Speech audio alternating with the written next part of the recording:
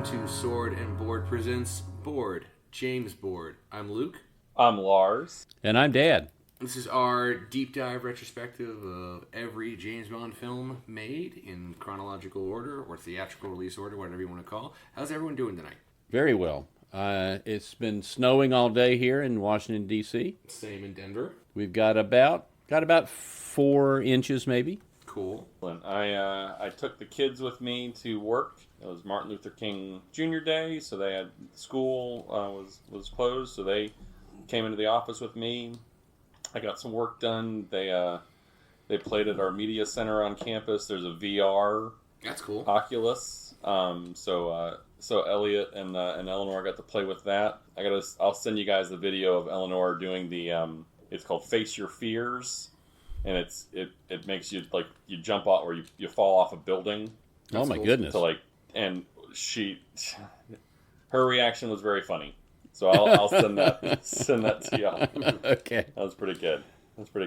But yeah, other than that, just it was a nice. And then after lunch, I was like, you know what? I'm gonna go ahead and take the rest of the day off. That sounds like a good idea. We came home and good for you. It was nice. So good. we went. I set up a soccer goal in the backyard and we played soccer and just it was very nice. Nice. Well, good. Lucas, how about you? I'm doing well. It's really snowy. It's actually colder here in Denver than it is in Antarctica right now. And I mean that literally. Yeah, I looked that up a little while ago. All right. Yep. So what's the temp? Neg 10. Oh, that's the temperature or the wind chill? That's the temperature. Oh my goodness. Yep. And it's fine. So do you have like the sombrero and the big Kurt Russell beard yet, or nobody trusts anybody, and we're all very tired. Yeah. And if you see Sled Dog running at you need to get out of there. And you're all very tired. Yeah. Yeah. No. Yeah. We're good. It's just it's cold. It's snowy, but I'm digging it so far. I'm liking it a lot. Oh, good. I figured you would be. I know Victoria is. Yes. Yeah. So we've just been. Yeah, it's good. Yeah. You know what's not good? Oh God, right? What a segue. Yep. So you remember how when we watched You Only Live Twice, and I said, I didn't expect to watch Dr. No again. I didn't expect to watch Goldfinger again, but done really, really badly. And A View to a Kill. A View to a Kill is Goldfinger done really, really badly. It's also kind of the plot of Superman. I was thinking exactly the same thing. It's the plot of Superman. Yeah, a little bit. Only Superman's a lot better. So before we get into this, why don't you tell the listeners what we watched, and we can take it from there. Gotcha. So we went through A View to a Kill, Roger Moore's last outing as James Bond. I'm so glad this was his last outing.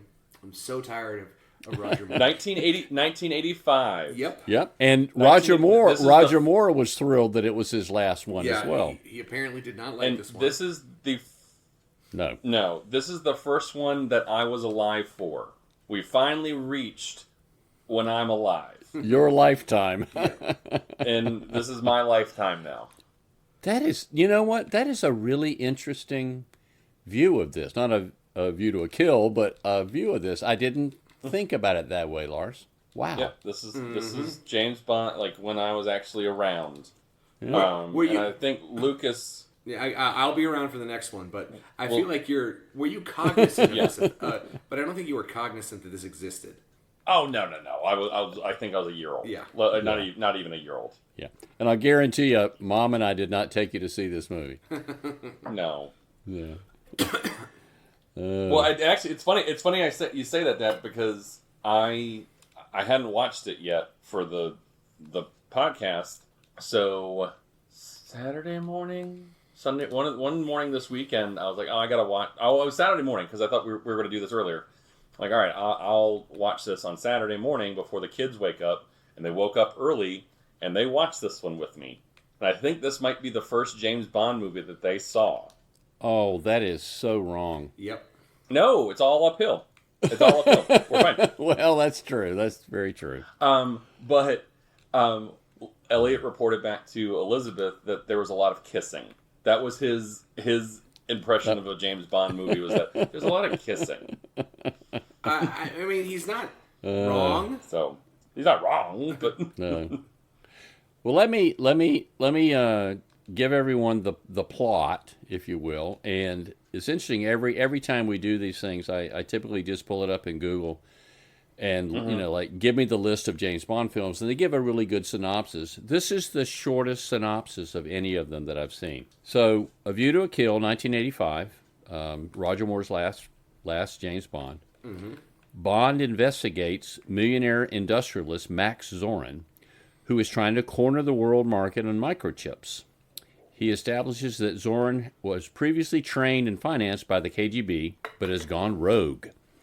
Zorin unveils to a group of investors his plan to destroy Silicon Valley, which will give him a monopoly on the manufacturing of microchips. Bond uncovers Zorin's plans to detonate explosives beneath the lakes beneath the San Andreas Fault, which will then cause it to flood. A larger bomb in a mine will destroy a geological lock that prevents the two faults from moving at the same time. Bond destroys the bomb and subsequently kills Zorin. That's the synopsis. Yep. And this was such a long... It was 131 minutes long. Yeah, it just dragged. It's a long movie. You could call this movie Smaug because it was dragging. Exactly. Ooh, that was pretty good, Lucas. This movie it's 130 minutes, and it just most Why? of the, like a lot of the James Bond movies that like within the the last ones that we've been watching are kind of meandery. Yep. They just kind of go from like we got to do this thing and we got to do this thing. Like and From Russia with Love, it was Red Grant is an assassin and he's trying to kill James Bond, and James like they're looking for the was it it wasn't the Codex machine, but it was something like that, right? Like they were looking for the Elector, yeah, right. So they're looking for the machine. Okay, that is the thing. That is it. And then, but it was even crisp. With Goldfinger, it was crisp. It was quick, tight, and this is what they're doing. But with Goldfinger, and it started just skewing. This is like the culmination of every. We've talked about it before, where they made From Russia with Love, and they could have continued on that path, but then they made Goldfinger, and they went down this path, and everything in this movie is a result of the decision to go down this pathway. Mm-hmm. Yep. They played fucking California Girls. Oh my God. See, what I cringed pretty hard at that, and that's instead of being a movie about a spy series, it's a movie about instead of being a spy movies, it's secret agent movies, which are wildly different feelings. And yeah, the California Girls, and it was a bad take on it. It was this was very bad. Very, very bad. I mean, they picked. I mean, I noticed, throughout the entire movie, there were little snippets of not snippets, but ideas from other movies that they stole, like the whole sequence with the policeman. It just smacked of the cop in what was the one where they were Live and Let Die. Live and Let Die and all that. Or, all and all of the policemen in this movie were just idiots. Mm-hmm. Yeah, and he's doing the same thing as he's the world's worst spy because he tells everyone his name. He literally tells a cop his name. Yeah. The whole chase through the Eiffel Tower. It just felt very I don't know. Just bland. It was not exciting. And I meant to ask you, because I've been to Paris and I've been outside of the Eiffel Tower. I've never been up in it. Is that restaurant there that they were in? I don't know. We didn't go up in the tower. Okay. We thought it was we were of the opinion that we want to look at the Eiffel Tower. We don't want to go up in the Eiffel Tower and then look out and right. We're in Paris. This is what we want to see. What we were in, so we don't want to be inside of it. How do we know we're in Paris? every single every single one of the little action shots that happened, it was so nobody would ever do anything like that to like when he was in the Eiffel Tower and he was having dinner with some guy that was going to tell him some information. The elaborate scheme to kill that guy before they told James Bond anything, with the fishing lure and the snagging him with poison, I guess, and the butter, and then leaping off the Eiffel Tower with a parachute. Like, how elaborate is this? That I am totally okay with in the universe of James Bond, because that makes sense. That's just what you do. The thing that was mind-blowing to me was that Zorn was doing it himself. He's the getaway driver. Oh, he was. He was in every single scene. Everything that was going on, the head honcho bad guy was in charge of it. Yeah, it's. You're right, like, Lucas. you have I thought of that to do too. That. You've got another layer of, like, you build in your organization. You never touch those things. Yeah, I mean, there's people doing that shit for you. I mean, I get that you're a Nazi super baby, but you pay people to do this. Ridiculous. Yeah, and that's actually something else that I thought was weird for James Bond. Like, I was thinking about this earlier, for a series that is set basically immediately post World War II. There's no Nazis. That's a weird thing that I've been thinking about. They're like, you'd think that they would have milked that somehow. Like, never did. No, because now the new bad guy was the Russians. Yes. Yeah, it was all. James Bond was all based on Cold War. Right. I'm aware of that. But the Nazis are old. Yeah. But there's still you would have thought that there would have been at least one plot to get Nazi gold. Is all I'm trying to say, and there wasn't. But yeah, this is the strangest. And it really was odd. The whole thing about the horses. How long was that segment? Jesus. And it didn't matter.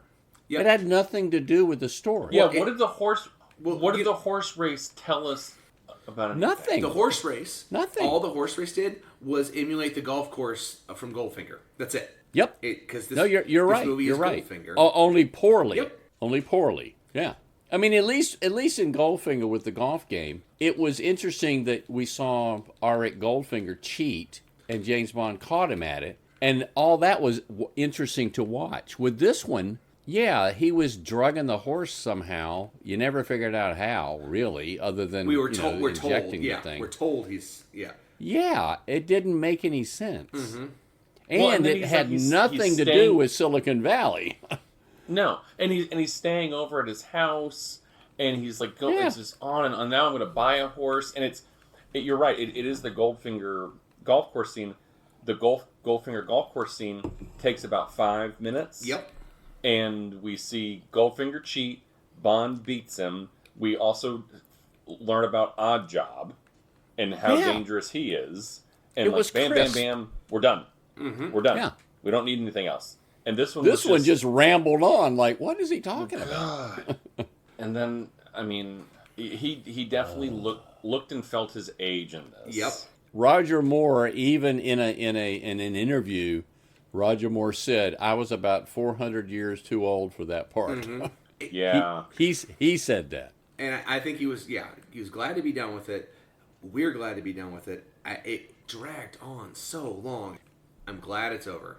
I'm really glad that we're done with this and we can get something different. You've been waiting for this one to be done? Yeah, basically, I've been waiting for this one to be done with Roger Moore because we're at the point in our saga that we're due for a change, and that's what the franchise feels like it needs again. Is that it's all right? We're done. We can switch this up. We can do something different. What's interesting? We've talked about these movies as kind of being time capsules of when they were made. Mm-hmm. Right, and like we were able to see what culture looks like and how different it is. And the original movies, even with and I'm not just with Sean Connery, with On Her Majesty's Secret Service, I would still equate those as like those are cool. Those are cool, like 60s and you kind of got the flower power vibe, sort of in Our Majesty's Secret Service, at least with the like the hypnotic, the hypnosis kind of thing. But like, still that's pretty cool. Like it wasn't dated. It wasn't, it was. There's a lot of dated things in it, obviously, but it's still like, oh, this is what cool '60s was. And there's so many cool things in the 70s and into the 80s, and it's like, why aren't we seeing that in these movies? Well, like what? Why didn't they get the cool parts of the 70s? Lars, did this bother you that you were now born into this at this time, and you're realizing, wow, this is a really uncool time that I was born into? Yeah, well, he wears a windbreaker the entire time. Right, and I've seen other spy shows like The Americans is set in this time frame. Mm-hmm. I don't know if you watched The Americans on FX.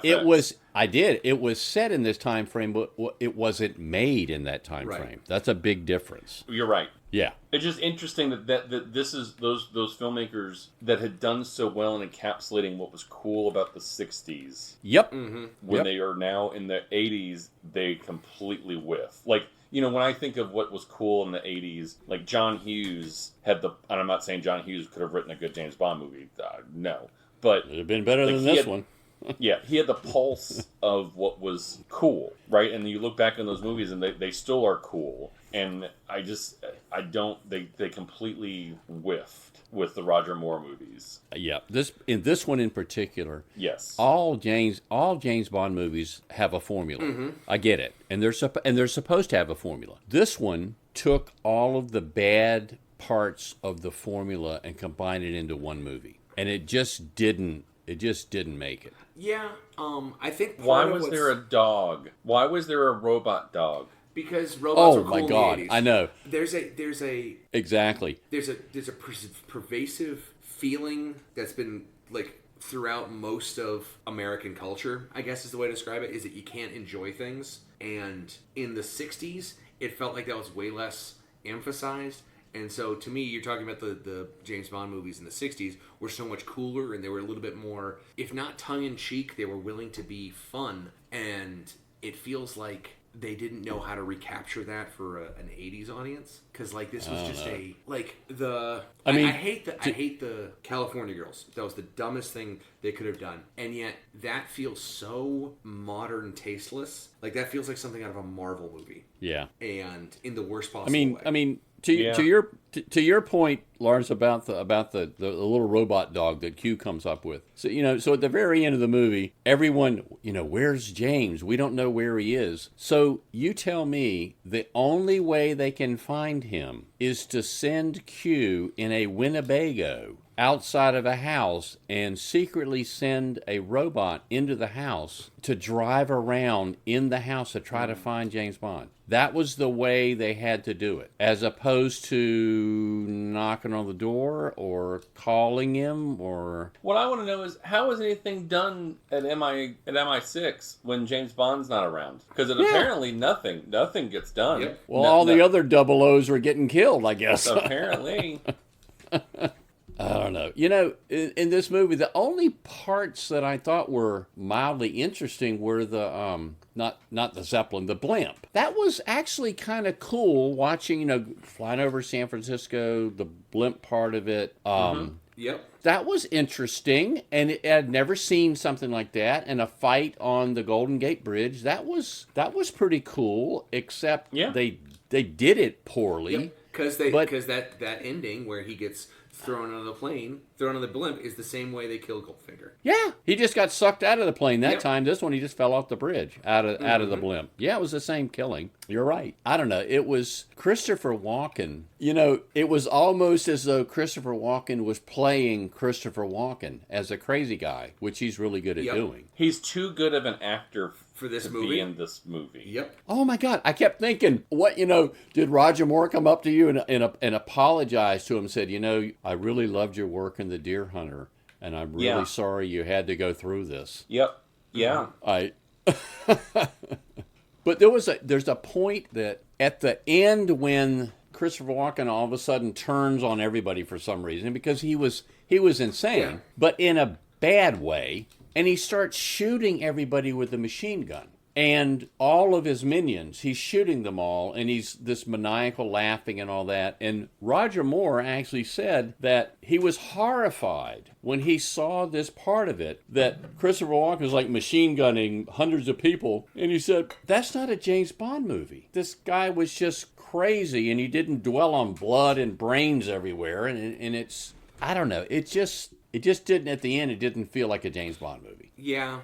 No, and it felt like the worst. I mean, like I said, this is what happens when you allow your James Bond, when he's swinging through the jungle, to do a Tarzan yell. You're not going to let that go. You had to bring that one up again.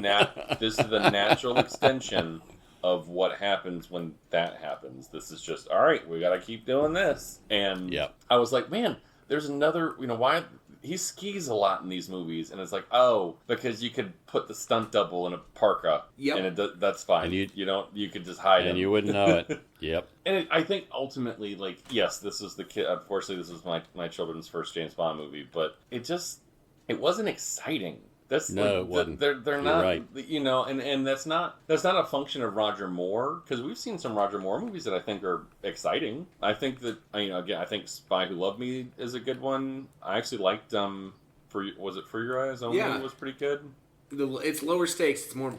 Well, then looking outside of the James Bond genre, Roger Moore is a good actor. Yeah, absolutely. Yeah, and so like Like, so there's some so it's not just, limited just to Sean Connery, but, it's, and I like the Lazenby one, so they're exciting movies. These are thrilling, fun adventure movies, and when it all just seems perfunctory, it's like, all right, insert chase scene 39A. Like, okay, like this. Here's the humor segment of it. Here's the humor scene. Yep. Yeah. Let's just take the car in Paris and we'll split it in half, so he drives a half a car around for a while. And the guy somehow still chases after him. My car, mon dieu, blah, blah, blah. Yes.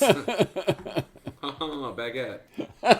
Yeah. So we're going through a regeneration. We're Doctor Whoing it, and there will be a new James Bond. And that's good, Lars. I never thought about it that way. Like Sean Connery before him, we're ending on his worst one. Yep.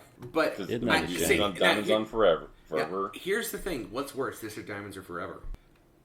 Yep, I have left the crowd speechless. Which one is worse? I have left the crowd speechless. I gotta go with this one. Yeah, I think. I gotta be honest. I gotta go with this one. I would have to agree. And I really didn't like Diamonds Are Forever at all. I really didn't like that one. This is the worst. Yes. What I think is really funny. So Dolph Lundgren's in this as he plays an extra, and he's only in one scene that I could tell, and he spends the entire time looking at the camera because it's his first movie. Yep, he was at the horse track. It's so funny. Yep. And then he goes on to have a long, illustrious, almost career. Actually, I really like. He's had more of a career than you and I have. That's very true. I actually really like Dolph Lundgren. I think he's a hoot. He's a very fascinating man. Yep, he's like a biologist. He has he's got a doctorate in something. Yeah, I think it's biology. Honestly, like it's some very interesting high end. Yeah, it's just a weird movie, and I'm really glad they're over. We have not mentioned Grace Jones. She's fantastic.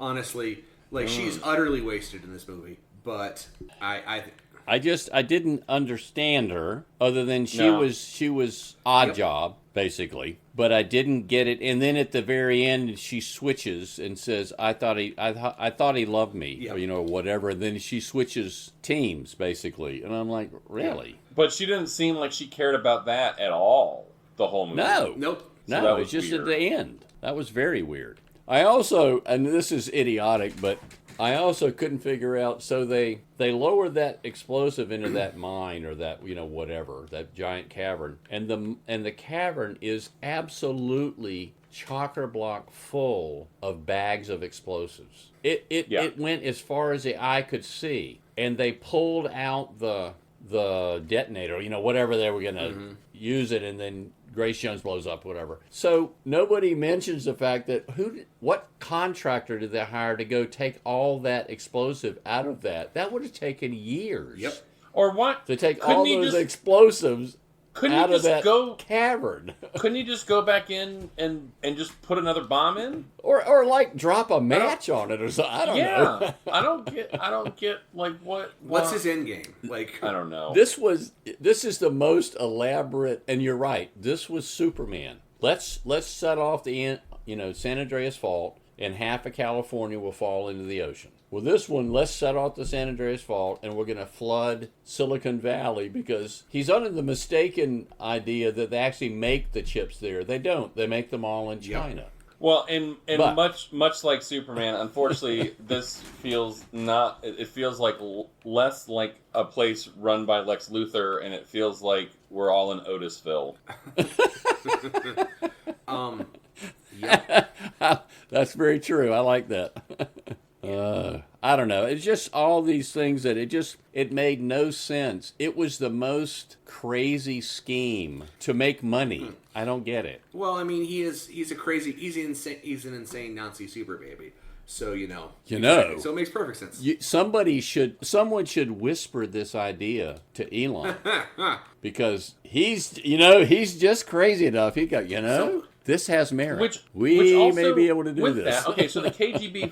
The KGB gives him the Order of Lenin. So the KGB though, they fund, like, why did they just kill Zorn? I never understood that. Like, I feel like Because if like you're a Russian asset and you go back against the Russians, like, you're dead. Putin, You wouldn't be poisons there people anymore. for less. You wouldn't be there anymore. I know. Yeah. None of this. I'll tell you. None of this made sense. And a lot of like I'll go forward in time to some Daniel Craig's that I've watched, and the plots actually make sense. They're kind of grandiose, but the plots make sense. This one, no sense at all. The amount of money he spent trying to make some money. Well, to be fair, to go back to the Elon Musk thing, he bought Twitter on a dare because someone told him he couldn't. That's very true. Which is why I'm saying somebody should whisper this idea about blowing up the San Andreas Fault so Silicon Valley goes, that might be a good idea, Elon. Yep. I don't know. I'm with you guys. I am glad this era of James Bond is done. Yep. I'm so tired. I need time for some fresh blood. Yep. We're rapidly approaching the era that you guys grew up in. And I'm really looking forward to hearing your views on that. Well, because the very next one is honestly, the next one is the one I remember watching the most when I was little. Wow, really? Yep. I mean, until like Goldfinger came out, and we actually saw that. I think we saw that one in the theater. Yep. But I remember Living Daylights a lot. So I'm actually looking forward. I'm looking forward to hearing your guys' views on this. Yep. So what is the next one? James Bond will return in either Bullets Are Cheap or Living Daylights. Lucas, where can people find us? We can be found on basically any streaming service. If you're already listening to us, that doesn't matter. Reach out to us on through Podbean if you want us to talk about something specific. Our theme music, Iron Curtain Shuffle, is made by the incredible Lillian Boyd. You can find her at Here Live Lil on Twitter. And James Bond will return in one of those two things. So everyone have a good night.